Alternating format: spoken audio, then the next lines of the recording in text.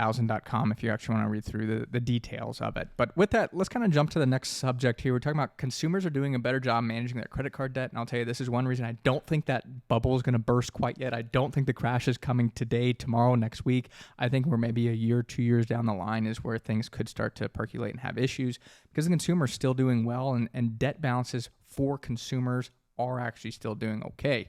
But data released by Truist Bank analysts showed that cardholders of both higher and lower scores are doing a better job paying their bills on time. That's based on a drop in the rate of late payments from last quarter. So good to see we're not seeing like a huge flow into delinquencies at this point. I'm kind of surprised. I was surprised by that. Yeah. And also a big one too that we look at is the debt servicing payments were roughly about 11% of disposable income. And that means nothing at all unless you compare it against something. But that's below what was typical before the start of 2020, and it's far below the 15% plus levels that were seen leading up to the Great Recession in 2008. Big problem in 2008, 2009. Talked about how debt can take down economies, can take down investors. That is a big reason we had huge issues in the financial crisis was people had too much debt.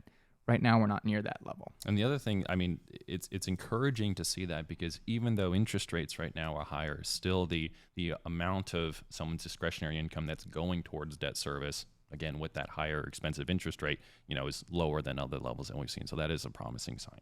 Yeah, I mean, we're not seeing crazy debt growth, which is nice, especially if you look at credit card growth. That's where I think you can see a lot of concerns because if people really start loading up on credit cards, you can tell they are financially constrained because credit card loan growth was only 3% year over year. So we're not seeing a huge growth there, especially, I mean, that's right about in line with the level of inflation. Mm-hmm. I think that's okay. That's healthy growth if you look at credit card debt growth. And what could be happening is lenders are increasing their lending standards, and those stricter standards also make it more difficult for subprime borrowers to obtain new credit cards. And that comes with the fact that as a share of new card accounts, the category accounted for just 16% of all new accounts. That was down roughly 7% from the last quarter in 2022 when it was 23%. And this is important to me because banks hurt themselves in the financial crisis. They were doing bad loans. They were taking on bad clients.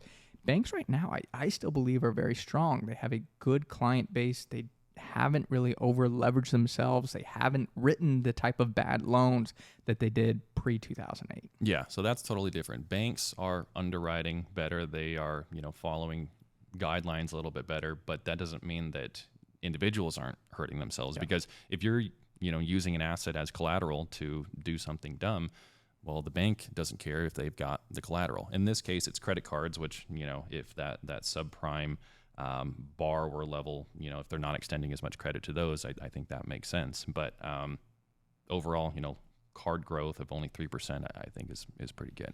Yeah, and I mean, the thing that I look at here as well is consumers might be more aware potentially of higher interest costs. And this one always kind of cracks me up, but, credit card interest rates stood at about 22% as of May.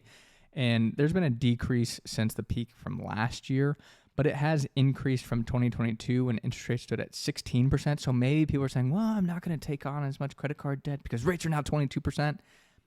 I don't think that's the case, though, because, I mean, if you're looking at a 16% hurdle rate, to me, the APR on credit cards never matters. Like, people are like, oh, I'm going to go with that credit card because it's 20% instead of 25%.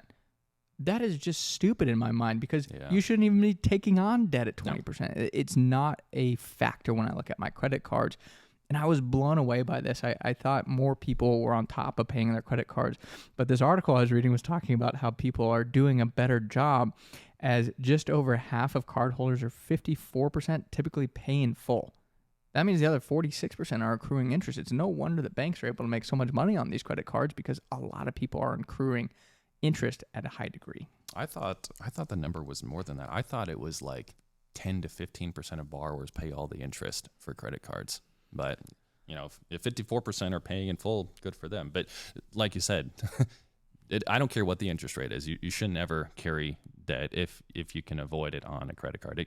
It could be 100%, To me, it doesn't matter. If I get a credit card, it's based on the rewards and, what I can use it for. I will never carry a balance on it. Yeah, I mean, there's good debt, bad debt. I mean, I always look at good debt. It's going to be your mortgages, auto loans. Sometimes you can get good rates on auto loans. But, I mean, a lot of that's kind of dissipated even somewhat. I mean, there's really... the good debt as interest rates go up is harder and harder to find. And I think that's one thing that kind of fueled the economy for years was such low interest rates. I mean, you could get great debt on student loans, great debt on autos, great debt on homes. I mean, you talk about a mortgage under 3%. It just made it so easy to borrow, and I think people got hooked on it. Yeah. And I mean, mortgages have always been the best. With car loans, some people don't like car loans at all because cars are depreciating assets. So, borrowing to buy a depreciating asset. I don't look at it that way. I think if you're going to buy a car, you want to buy it in the most least expensive way, which if you can it depreciates regardless. Yeah, whether you buy with cash or not, you want to pay for it in the least expensive way, which if you have a low rate, that's going to be the way to do it.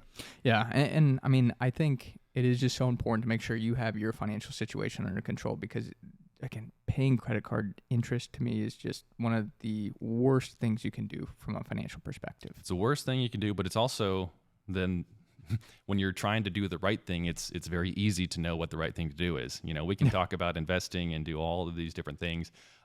If you have a balance on a credit card, that's where your money should go. Yeah, exactly. So that makes it easy. Well,